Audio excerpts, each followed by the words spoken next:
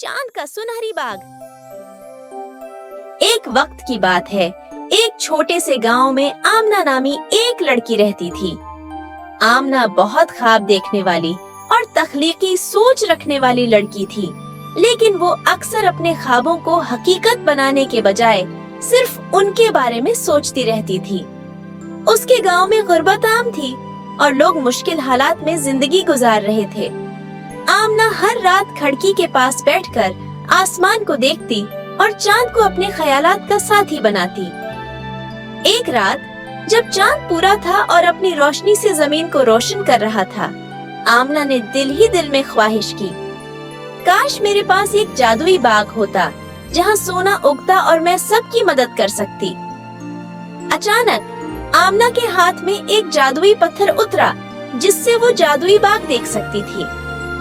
कमरे में एक नर्म सी रोशनी फैल गई। वो हैरान हो गई जब उसके सामने एक खूबसूरत सुनहरी रोशनी का बलबला नमोदार हुआ, जिसमें एक बूढ़ा शख्स खड़ा था। वो शख्स है चांद के देवता का पैगंबर था। पैगंबर ने कहा, आमना, तुम्हारी ख्वाहिश चांद देवता ने सुनी है। वो तुम्हें एक मौका देना चाहते हैं।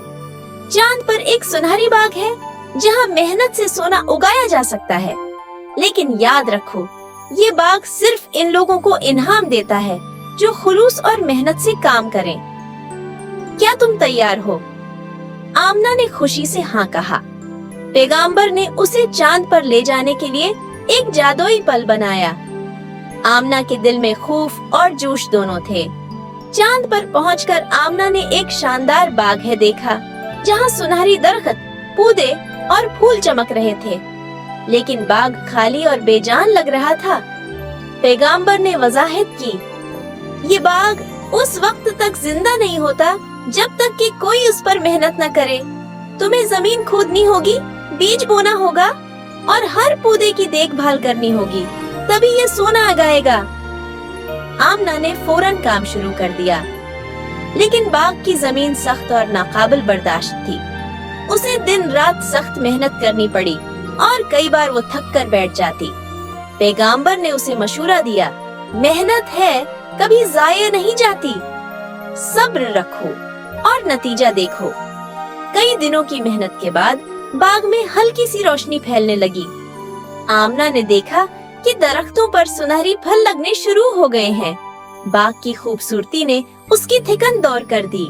उसने महसूस किया कि इसकी मेहनत ने वाकई कमाल कर दिखाया है।